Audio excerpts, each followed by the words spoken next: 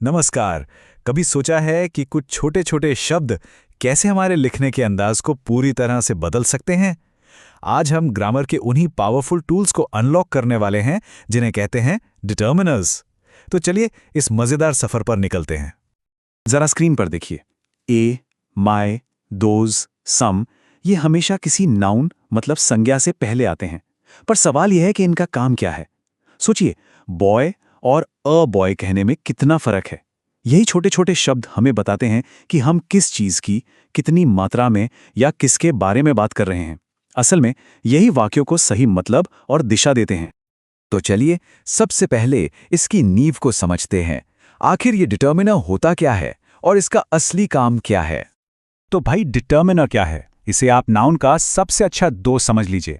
यह हमेशा नाउन से पहले आता है और हमें बताता है कि क्या हम किसी खास चीज की बात कर रहे हैं या किसी आम चीज की। वो चीज पास है या दूर, और हाँ, उसकी मात्रा कितनी है। एक तरह से यह नाउन का इंट्रोडक्शन देता है।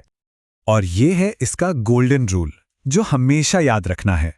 डिटर्मिनर की जगह हमेशा, जी हां हमेशा, नाउन से ठीक पहले होती है। ये एक ऐसी दोस्ती है जो कभी नहीं टूटती। कभी बुक माय नहीं होता, हमेशा माय बुक होता है। अच्छा, अब जब हम बेसिक बातें समझ गए हैं तो चलिए अपने ग्रामर के इस टूल किट को खोलते हैं और इसके 6 सबसे जरूरी औजारों को, मतलब 6 तरह के डिटर्मिनर्स को एक एक करके देखते हैं। तो ये हैं हमारे वो 6 मुख्य टूल्स। आर्टिकल्स जैसे ए, द, डेमोन्स्ट्रेटिव्स जो इशारा करते हैं, पोजेसिव्स जो मालिकाना हक दिखाते हैं, क्वांटिफायर्स जो मात्रा बताते हैं, नंबर्स यानी संख्याएं, और डिस्ट्रीब्यूटिव्स जो ग्रुप में हर एक की बात करते हैं। ये हमारी आज की यात्रा का रोड मैप है। चलिए एक एक करके इन्हें समझते हैं। चलिए पहले 3 तरह के डिटर्मिनर से शुरू करते हैं। ये तीनों हमें ये पहचानने में मदद करते हैं कि हम आखिर किस खास नाउन के बारे में बात कर रहे हैं। सबसे पहले आते हैं आर्टिकल्स। ए और एन का इस्तेमाल हम तब करते हैं जब किसी आम चीज की बात हो, जैसे आई सॉ अ बॉय, मतलब कोई भी एक लड़का। लेकिन द का इस्तेमाल किसी खास चीज के लिए होता है, जैसे द सन, क्योंकि सूरज तो एक ही है, या फिर the boy who help me, मतलब वही खास लड़का जिसने मेरी मदद की।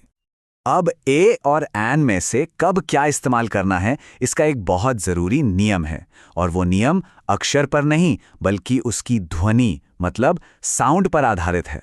अगर शब्द की पहली आवाज कॉन्सोनेंट यानी व्यंजन की है तो ए लगेगा, और अगर वावल यानी स्वर की आवाज है तो एन लगेगा। यहां एक क्लासिक उदाहरण है यूनिवर्सिटी। ये शुरू तो यू से होता है जो एक वाउल है, पर इसकी आवाज पर ध्यान दीजिए। इसकी ध्वनि यू से शुरू होती है जो एक व्यंजन ध्वनि है। इसीलिए हम हमेशा अ यूनिवर्सिटी कहते हैं, एन यूनिवर्सिटी कभी नहीं।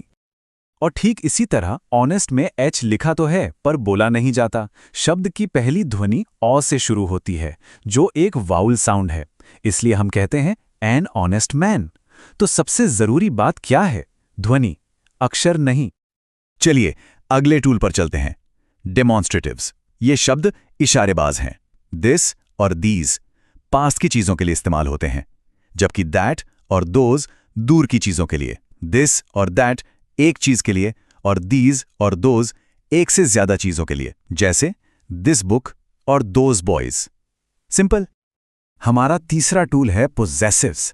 ये शब्द किसका इस सवाल का जवाब देते हैं। My, your, his, her, its, our, their, ये सभी बताते हैं कि किसी चीज का मालिक कौन है, जैसे माय पेन या देयर हाउस। अब हम डिटर्मिनर्स के अगले ग्रुप पर आते हैं। इनका मेन काम नाउन की मात्रा बताना या उसे ग्रुप में बांटना है। अब आते हैं सम और एनी की कंफ्यूजन पर। नियम बहुत आसान है। सम का इस्तेमाल पॉजिटिव वाक्यों में करें, जैसे I have some food. Any का इस्तेमाल नेगेटिव वाक्यों जैसे I don't have any food, या फिर सवाल पूछने के लिए करें, जैसे do you have any food.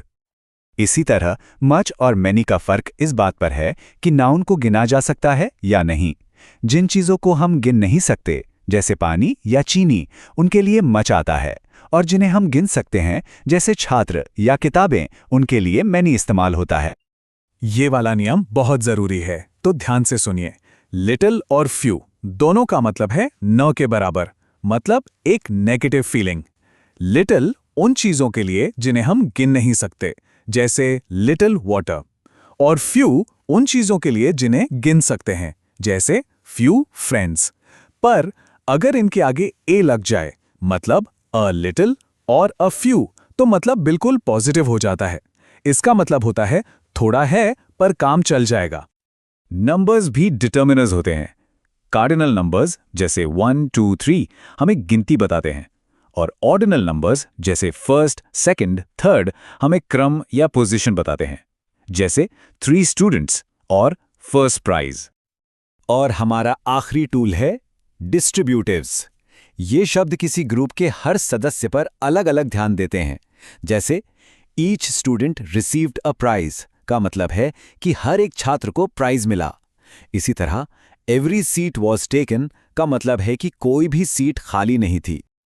चलिए अब फटाफट कुछ सबसे जरूरी नियमों को दोहराते हैं जो परीक्षा में बहुत काम आते हैं और जहां अक्सर लोग गलतियां कर बैठते हैं। पहला और सबसे जरूरी नियम, एक नाउन से पहले सिर्फ एक ही डिटर्मिनर का इस्तेमाल करें। आप द माई बुक नहीं कह सकते, या तो वो द बुक होगा या माई बुक, दोनों एक साथ कभी नहीं।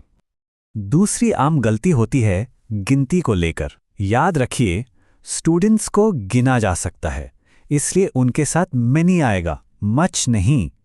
तो मैनी स्टूडेंट्स सही है। और आखिर में ध्वनि का वो नियम एक बार फिर से याद कर लें। ऑनेस्ट की ध्वनि ओ से शुरू होती है, इसलिए इसके पहले एन लगेगा, ए नहीं। ये एक बहुत छोटी पर बहुत कॉमन गलती है। तो अब जब ये पूरा टूलकिट आपके हाथ में है, और जरा सोचिए, इन छोटे छोटे शब्दों का सही इस्तेमाल आपके वाक्यों को कितना क्लियर, सटीक और पावरफुल बना सकता है। अगली बार जब भी कुछ लिखें तो इन टूल्स का इस्तेमाल जरूर करें। नमस्कार दोस्तों, आप देख रहे हैं बी उज्ज्वल क्लासेस। अगर आपको इस चैप्टर की line by line explanation PDF बिल्कुल फ्री चाहिए तो देर मत कीजिए, अभी हमें हमारे व्हाट्सएप नंबर पर मैसेज कीजिए और पीडीएफ तुरंत पाइए। बी उज्ज्वल क्लासेस, पढ़ाई अब होगी और भी आसान।